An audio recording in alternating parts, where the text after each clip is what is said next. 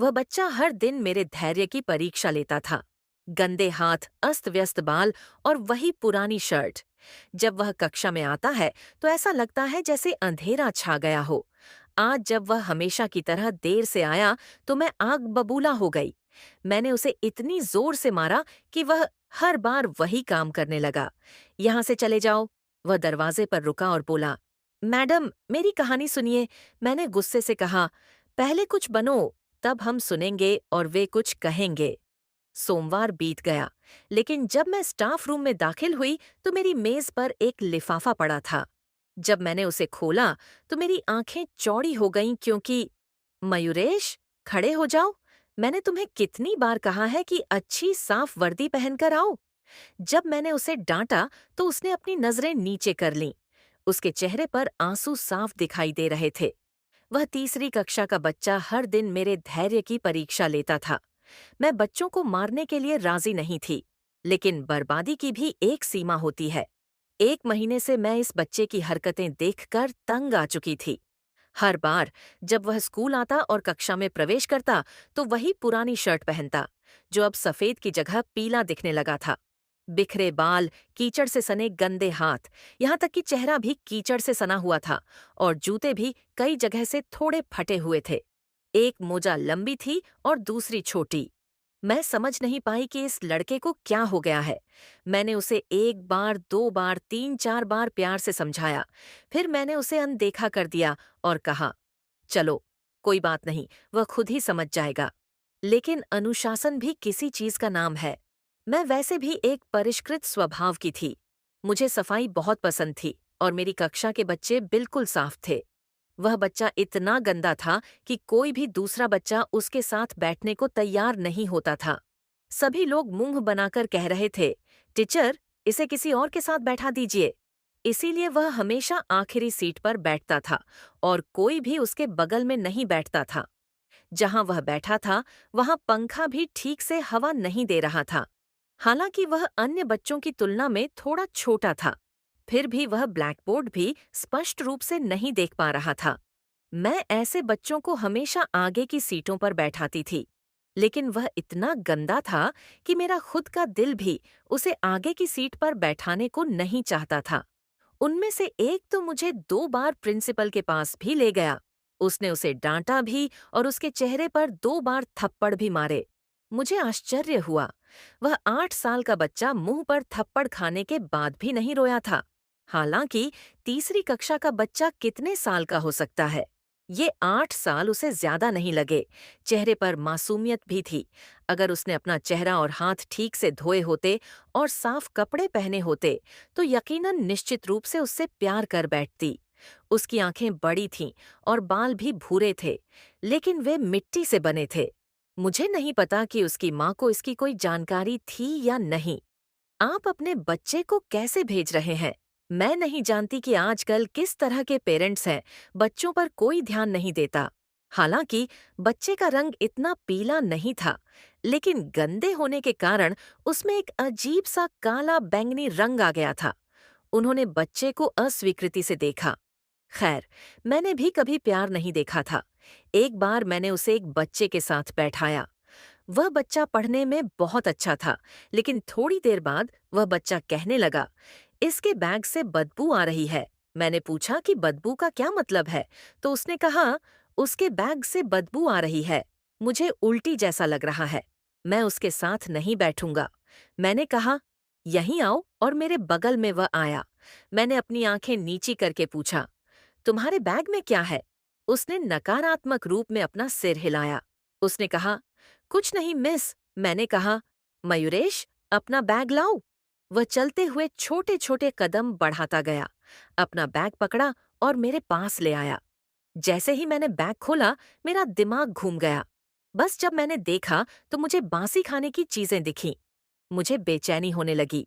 मैंने कहा, मयूरेश, ये क्या है? वह दूसरी तरफ देखने लगा। मैंने कहा, यहाँ आओ। मुझे उस पर इतना गुस्सा आया कि मैंने उसके कान पकड़कर मरोड़ दिए। वह सीसी करने लगा। मैंने कहा, क्या तुम्हें बदबूदार चीजें अपने स्कूल में लाते हुए शर्म नहीं आती? बैग में गंदे कपड़े रखते हो? अपना हुलिया देखो। तुम विद्यार्थी कम और कंगाल ज्यादा लगते हो। चलो इसे कूड़े में फेंक कर आते हैं। वह इनकार में सिर हिलाने लगा। बोला, नहीं, मैं इसे कूड़े में नहीं फेंकूंगा। मैंने उसके गाल पर जोरदार तमाचा मारा। मेरी 5 उंगलियां उसके गाल पर छिप गईं। पर वह अजीब बच्चा था। उसकी आंख से एक आंसू भी नहीं गिरा था। बस 2:30 बजे तक उसे खड़ा किया। मैंने कहा, अगर यह मेरा स्कूल होता तो मैं तुम्हें खड़े खड़े स्कूल से निकाल देती। तुम बहुत बदतमीज बच्चे हो। मैंने अपनी जिंदगी में तुम्हारी उम्र का इतना बदतमीज और बदला लेने वाला लड़का नहीं देखा, न ही इतना गंदा। मेरी बात सुनने के बाद भी वह कुछ नहीं बोला। खैर, मैंने उससे कहा कि जाकर अपना बैग उठाओ, क्लास से निकलो और एक पैर पर खड़े हो जाओ। उसने कहा, दर्द होता है। मैंने कहा, मैं तुम्हारा सिर काट दूंगी। आइए बाहर चले। मेरी बात सुनकर वह बेचारा अपना थैला उठाकर बाहर खड़ा हो गया। हमारे स्कूल का निर्माण इस कष्ट के साथ किया गया था कि बीच में एक खुला मैदान हो और उसके चारों ओर सभी कक्षाएं बनाई जाए। मैंने उसे बाहर खड़े रहने को कहा। बाहर बहुत गर्मी थी और वह एक पैर पर खड़ा हो गया। वह मुश्किल से 8 साल का था, इसलिए उसे खड़े होने में कठिनाई होती थी, लेकिन मेरी घूरती निगाहों को देखकर वह एक पैर पर खड़ा हो गया। आधे घंटे बाद मैंने उसे बुलाया और बताया, चलो अपना बैग साफ करें। उसने सारी किताबें निकालकर एक तरफ रख दी और बासी खाना खा लिया। उसने उसे बाहर रख दिया। पक्षियों और जानवरों ने उसे खाना शुरू कर दिया। खैर, मैंने उसे कक्षा में एक अलग कुर्सी पर बैठाया।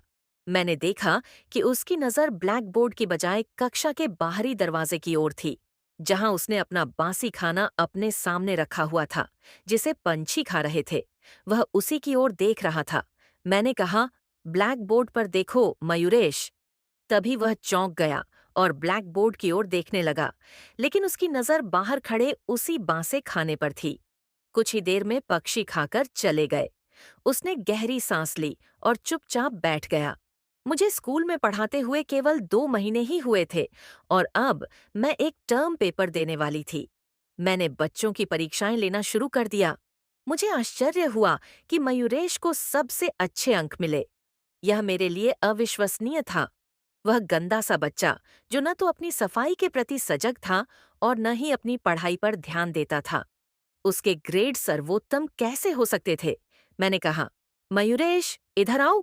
वह मेरे पास आया। मैंने कहा, आप कॉपी कर रहे थे, है ना? उसने नकारात्मक भाव से अपना सिर हिलाया। नहीं मिस, मयूरेश कॉपी नहीं करता है। मैंने उसके मुंह पर थप्पड़ मारा। मैंने कहा, तुम झूठ बोल रहे हो। मैंने उसे थप्पड़ मारते हुए उसका कान भी पकड़ लिया। कक्षा का सबसे प्रतिभाशाली बच्चा उसी बच्चे के पीछे बैठा था। मुझे 100% यकीन था कि उसने उसी बच्चे के कॉपी करके लिखा है। लेकिन आश्चर्य की बात यह थी कि उसने इस बच्चे के बारे में भी कुछ कहा था। संख्याएं इससे भी कम आईं। मैंने कहा कि मुझे झूठ से नफरत है। मैं तुम्हें इतना मारूंगी कि तुम जीवन भर मेरी पिटाई को नहीं भूलोगे। सच बताओ, आप बातचीत कर रहे थे, है ना? उसने कहा। नहीं मिस, मैं उससे बहुत नाराज थी। मैंने उसे फिर थप्पड़ मारा। मैंने कहा, सच बताओ, कौन चैट कर रहा है? उन्होंने कहा कि उन्होंने कॉपी नहीं की। मैं इस बात पर आश्चर्यचकित थी कि इतना बड़ा बच्चा कितनी बेशर्मी से झूठ बोल रहा था और कितना जिद्दी था। मैं जानती थी कि वह पढ़ाई में अच्छा नहीं है। मैंने उसे फिर थप्पड़ मारा। मुझे नहीं मालूम क्यों मैं इस बच्चे को लेकर जिद्दी होने लगी थी। हर बार वह एक ही बात कहता है, मिस, मैंने कॉपी नहीं की। और मेरे लिए दूसरी आश्चर्यजनक बात यह थी कि वह रो नहीं रहा था। उसकी आंखों में एक भी आंसू नहीं था और मुझे विश्वास नहीं हो रहा था कि एक 8 वर्षीय युवक यह बात कह रहा है। छोटे बच्चे थप्पड़ पड़ने से पहले ही रोने लगते हैं ताकि शिक्षक उनके मुंह पर थप्पड़ न मार दे। यह कैसा बच्चा था? वह रो नहीं रहा था, उसे पीटा जा रहा था। सच भी नहीं बोल रहा था। हालांकि मैं अपने गुस्से पर कुछ हद तक काबू पाने में कामयाब रही। मैंने उससे कहा कि उठकर बैठ जाओ। पता नहीं क्यों मैं इस बच्चे को बर्दाश्त नहीं कर पा रही थी। हालांकि वह एक छोटा मासूम बच्चा था, लेकिन वह मेरे लिए एक जिद्दी इंसान बन गया था। एक तो उसके कपड़े गंदे हैं, हाथ गंदगी से सने हैं और चेहरा बिखरा हुआ है। मैं तभी वहां से निकलती जब मुझे कोई टूटा हुआ जूता दिखता। मैंने इस बच्चे से कब प्यार से बात नहीं की। खैर, बच्चा बैठने लगा। उसकी आंखों में अभी भी आंसू नहीं थे। मेरे लिए वह बच्चा गया काज़ीबो एक घटिया किस्म का प्राणी था। बच्चे रो रहे थे, लेकिन वह नहीं रो रहा था। उसे जितना चाहो थप्पड़ मारो, वह चुप रहा। उसने अपनी बात से एक पल भी नहीं चूका। खैर, जब मैं अगले दिन स्कूल आई तो सीधा टीचर के पास गई। मैंने पूछा, आपने इस बच्चे को स्कूल में क्यों रखा? यह कोई सरकारी स्कूल नहीं है, वहाँ एक निजी अंग्रेजी माध्यम स्कूल है। क्या आपने इस बच्चे की वर्दी देखी है? ये कितनी पुरानी है, फिर भी आप उसे स्कूल से नहीं निकालते? अगर मैं तुम्हारी जगह होती तो उस बच्चे को निकाल देती, उन्होंने कहा। उसकी वर्दी पुरानी है, लेकिन वह पढ़ाई में अच्छा है। मैडम की बातें सुनकर मुझे आश्चर्य हुआ था। उन्होंने कहा, वह समय पर पढ़ाई कर देता है। मैंने कहा, उसकी माँ एक बार प्रिंट मीटिंग में आ चुकी है। वह ना कहने लगी। वह तो बस एडमिशन लेने आई थी, तब से यह नहीं आई है।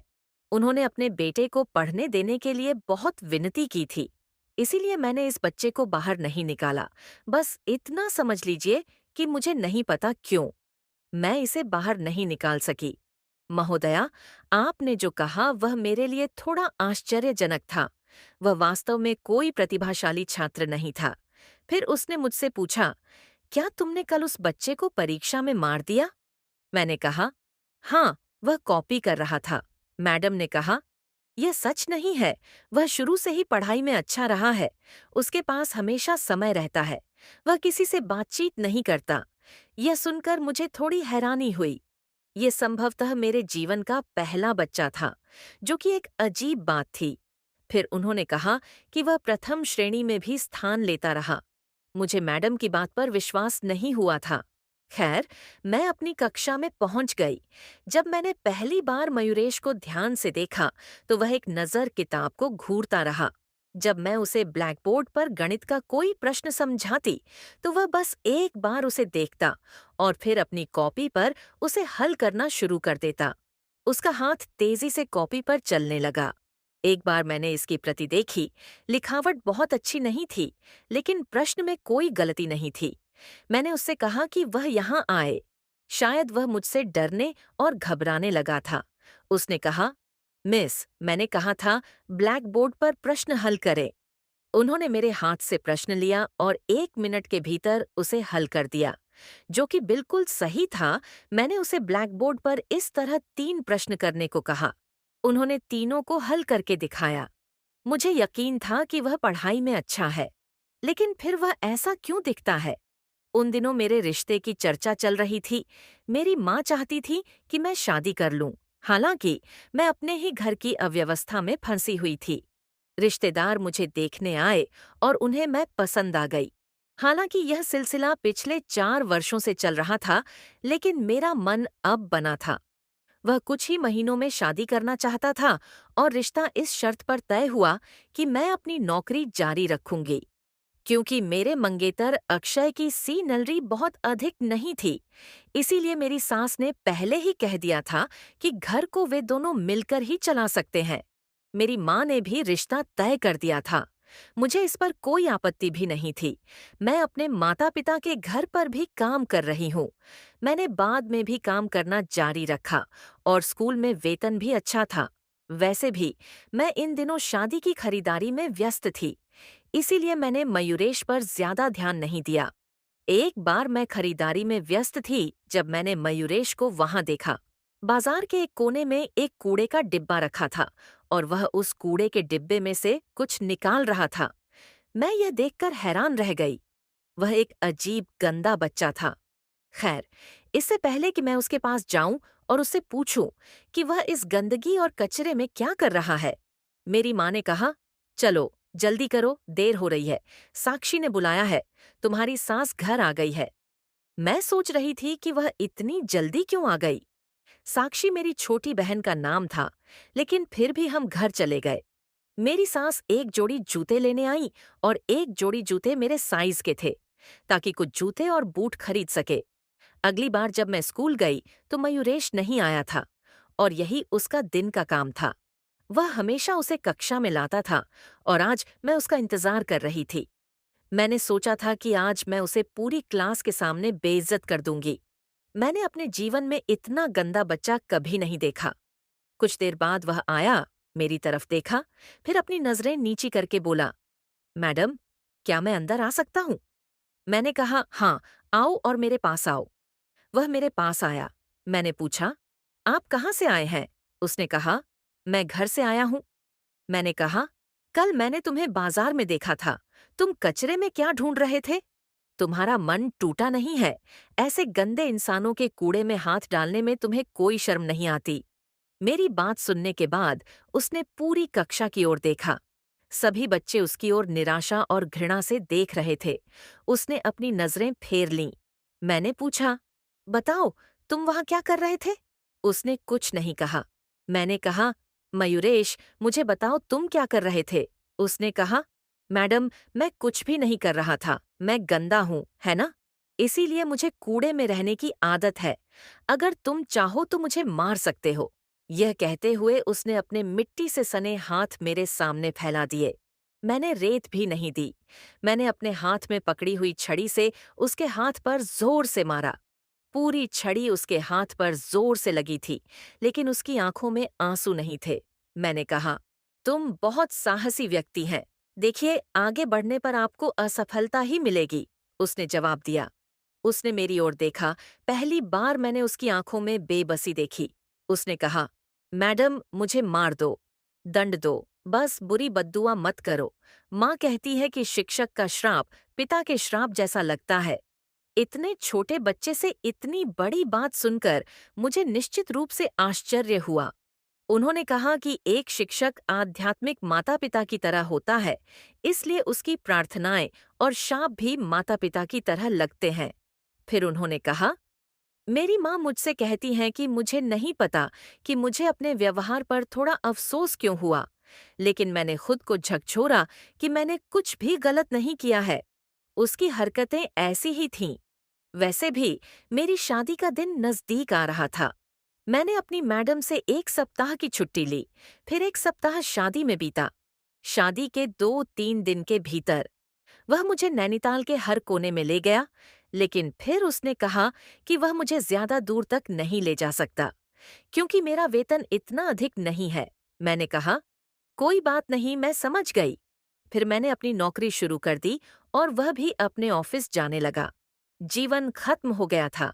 मेरे ससुराल वालों में मेरी ननंद थी और एक देवर भी था, लेकिन दोनों वह विवाहित थी और कभी कभार ही आती जाती थी। बस एक सास थी और एक छोटा देवर पढ़ रहा था। मुझ पर ज्यादा जिम्मेदारियां नहीं थीं और मेरी सास ने भी मुझ पर ज्यादा जिम्मेदारियां नहीं डाली थीं, क्योंकि मुझे पता था कि मैं काम कर रही हूँ। दोपहर को जब मैं स्कूल से लौटती तो मेरी सास मेरे लिए दोपहर के भोजन में 2 रोटियां बनाती। मेरी सास ने भोजन को गर्म करके मुझे गर्म रखा, हालांकि मैं कहती थी, माँ, मुझे रहने दो, मैं इसे खुद बनाऊंगी। वह कुछ नहीं कहती। मैं इसे रोहन के लिए भी बनाऊंगी, इसलिए मैं आपकी 2 रोटियां खाऊंगी। इससे कोई फर्क नहीं पड़ता बेटा। अगर हम एक दूसरे का सहयोग करें तो जीवन आसान हो जाएगा। मुझे खुशी थी कि मेरी सास बहुत अच्छी थीं। खाना खाने के बाद मैं थोड़ी देर आराम करती और फिर सो जाती, और वह इतनी करी बनाती कि वह अगले दोपहर तक चल जाती और आटा भी बहुत चिपचिपा होता। रात्रि भोजन की पूरी जिम्मेदारी मुझ पर थी। मैं बर्तन भी धोती थी। मेरी सास ने कपड़े साफ करने और धोने के लिए एक नौकरानी रखी थी। बाकी छोटे मोटे काम वह खुद ही करती थी। मेरा जीवन बहुत आसान था, इसलिए जब मैं कुछ दिनों बाद स्कूल वापस लौटी तो मेरे बच्चे बड़ी खुशी से मुझे बधाई दे रहे थे। मैं भी बहुत खुश थी। पहली बार मैंने मयूरेश को हाथ में गुलाब लेकर मुस्कुराते हुए देखा, लेकिन जब उसने मुझे देखा तो उसने गुलाब को अपनी पीठ के पीछे छिपा लिया। मैंने पूछा, इसके पीछे क्या छिपा है?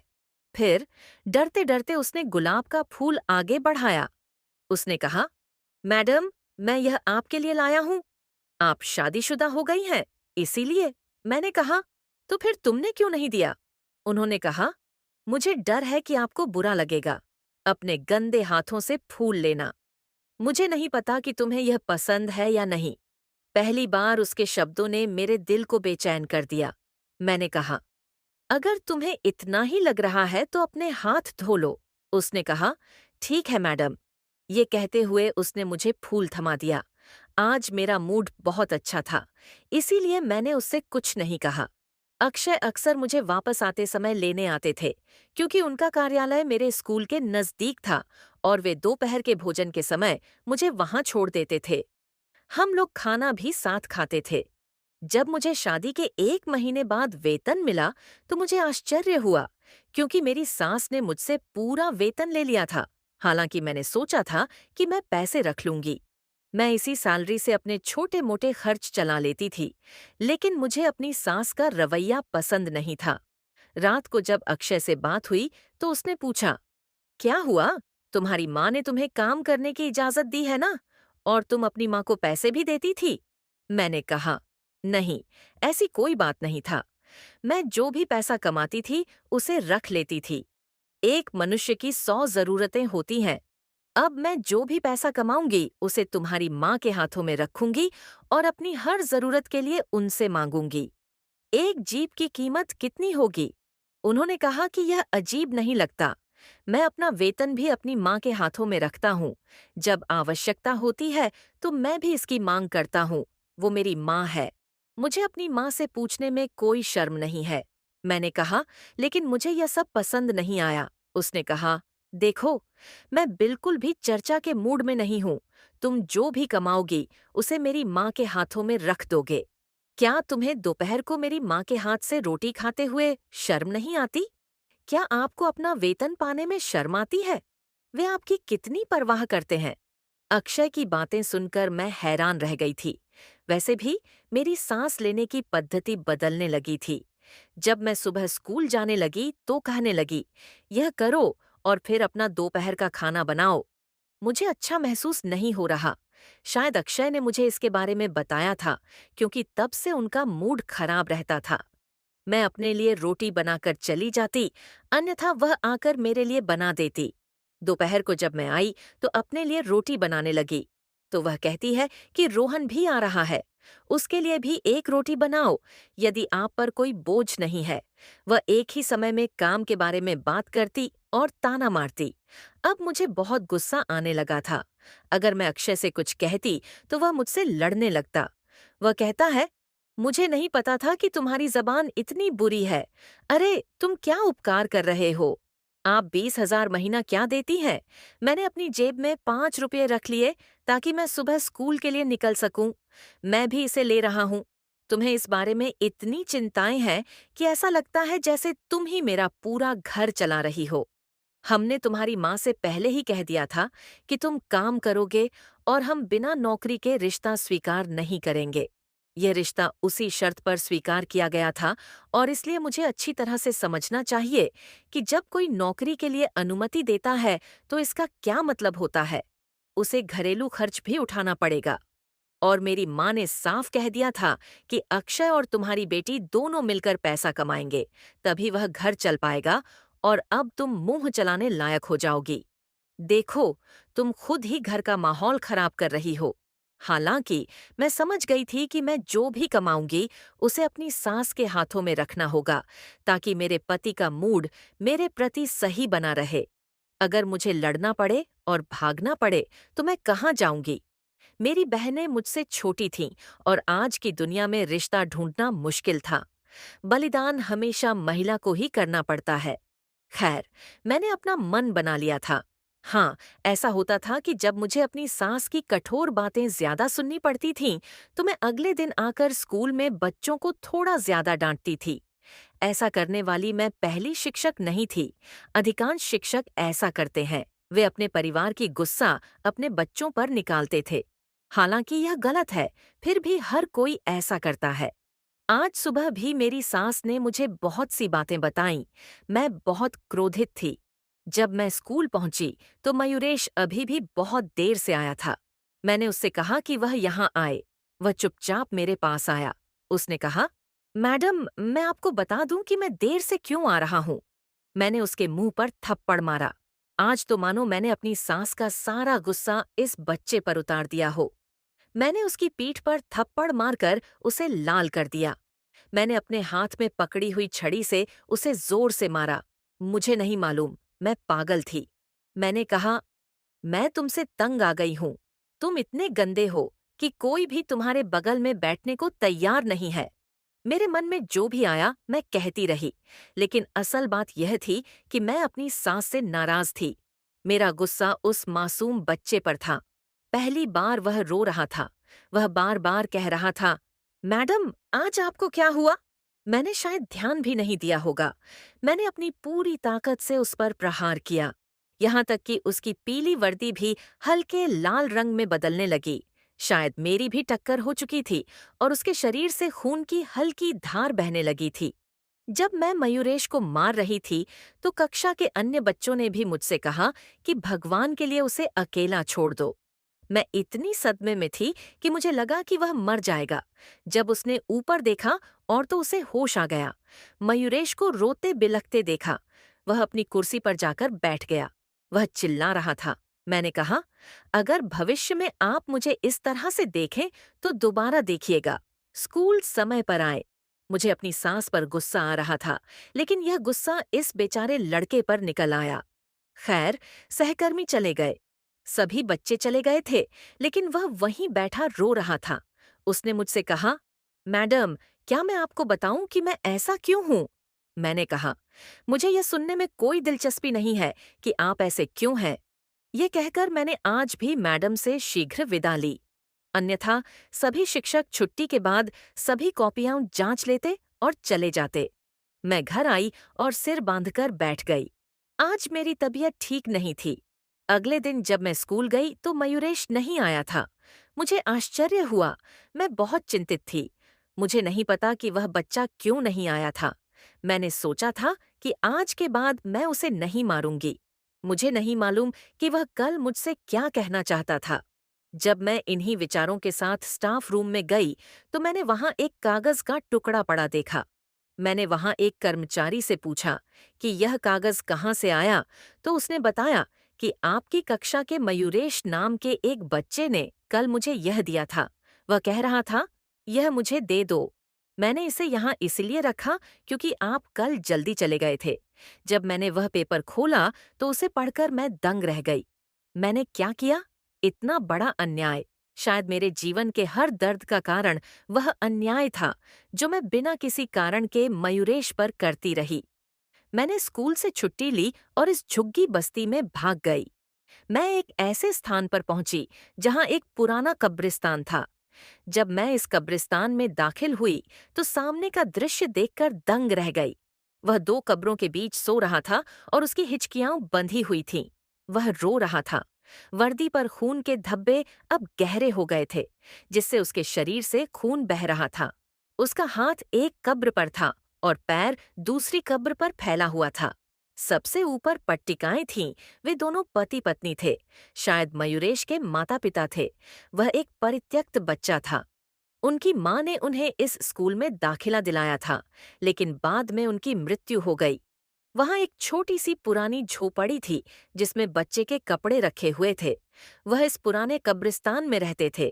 जब उसे भूख लगती तो वह कूड़े से खाना उठाकर खा लेता। वह अपने थैले में बासी खाना लेकर आता था ताकि स्कूल के छुट्टी के दौरान खा सके। आज तक इस बच्चे ने न जाने कितनी बार बासी खाना खाया है। वह वर्दी वही पुरानी थी जो उसके माता पिता ने उसे दी थी।